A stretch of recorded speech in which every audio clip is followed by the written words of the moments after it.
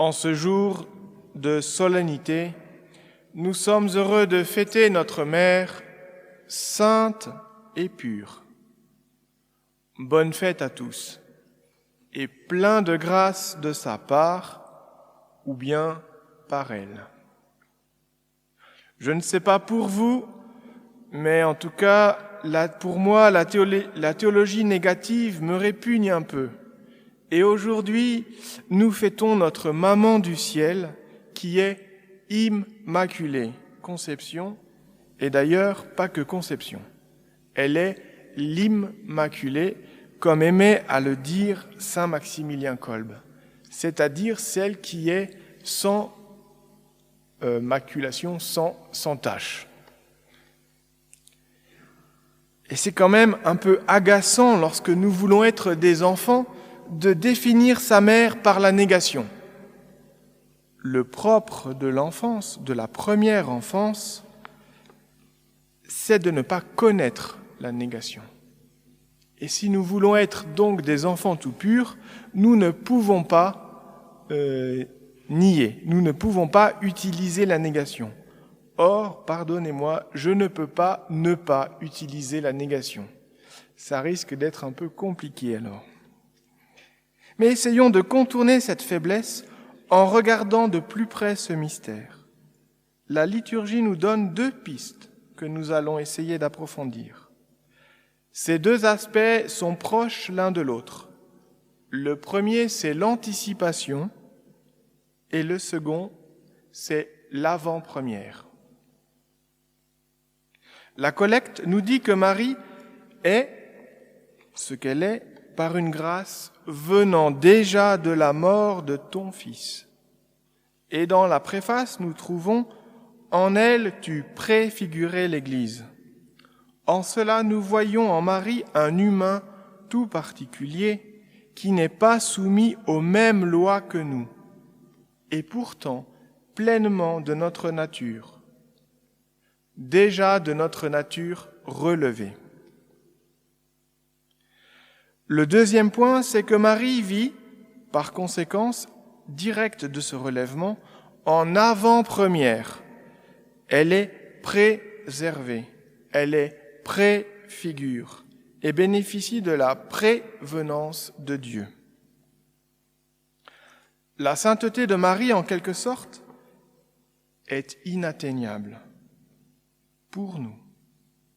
Et par ce fait, il y a un risque, un danger d'une spiritualité qui met Marie si haut, si loin, toujours plus belle, toujours plus pure, encore plus éclatante et tout ce que vous voulez, et qui fait que finalement elle est presque déifiée.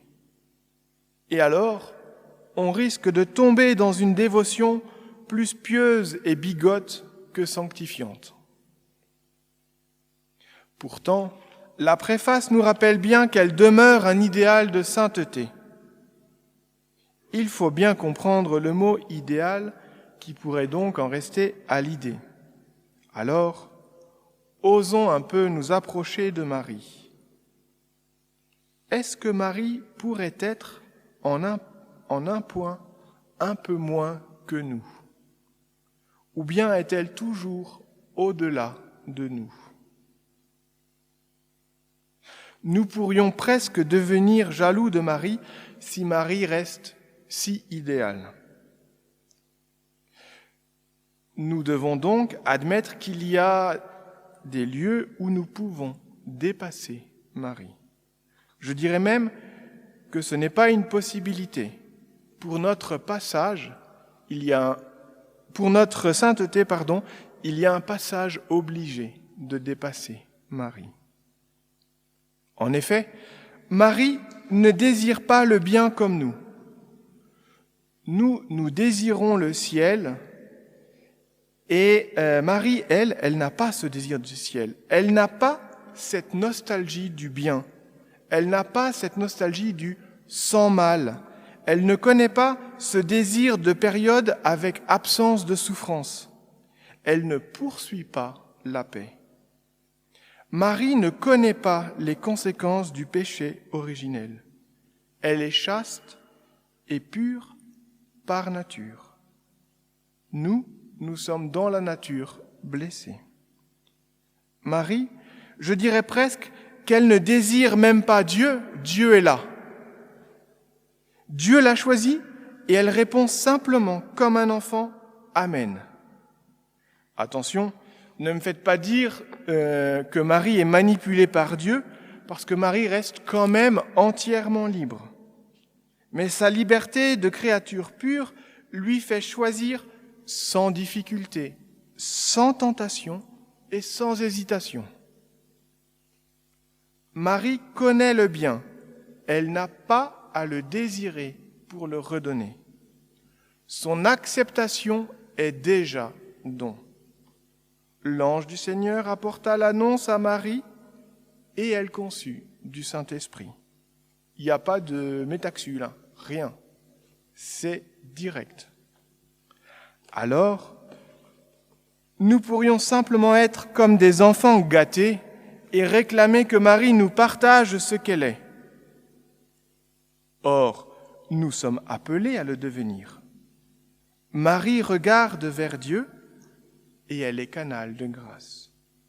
Nous devons, à cause de notre nature blessée, nous devons nous efforcer de tourner notre regard vers Dieu.